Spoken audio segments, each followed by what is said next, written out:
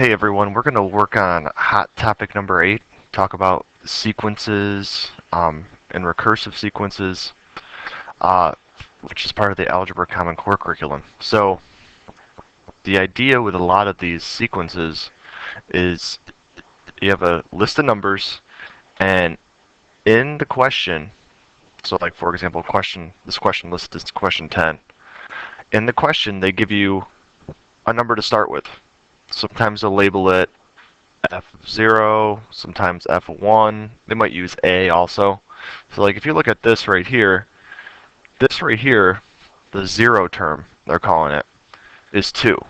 So what that means is that's our first number in the sequence. Now, the next part of a recursive sequence is they give you a rule to find the next value. So this is the rule right here to find the next value in the sequence. So if you take the number 2, this part means the next number.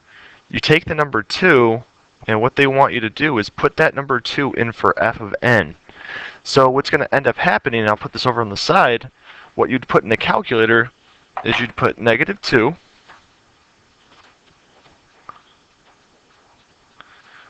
we are substituting in that first number they gave us, 2, and then we're adding 3, because it says plus 3 on the equation. So the next number in the sequence for this one is a number -1. Now, to get the next number, the trick is you're not going to use 2 again, you're going to use the new answer that you got. You got -1. But you're going to do the same rule. So in the calculator, it's going to look pretty much the same as what we just did. However, we're going to put in the last answer that we got to get the next answer.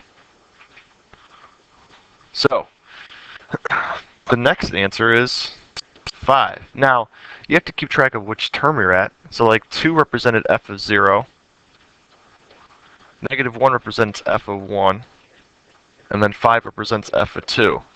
So like in this case, they want us to know what f2 is. So in that case, the answer is going to be in this one, choice 3.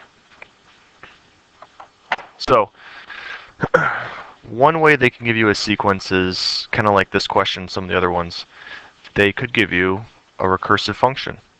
So you'd have the first number, and you'd have to use the equation to find the numbers that come after it.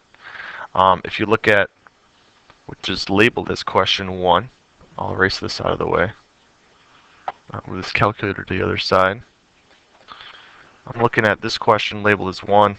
And again, I cut and paste a lot of these from prior regencies. So these tell us the terms. They give us a visual for this. And they want to know the number of shaded squares in the nth term. So this is an explicit formula. These are all examples of explicit formulas. And what you want to do is figure out what the answer would be in the shaded squares and match to the formula based on the term. So if you look at this first square right here, this first square has 12 shaded blocks.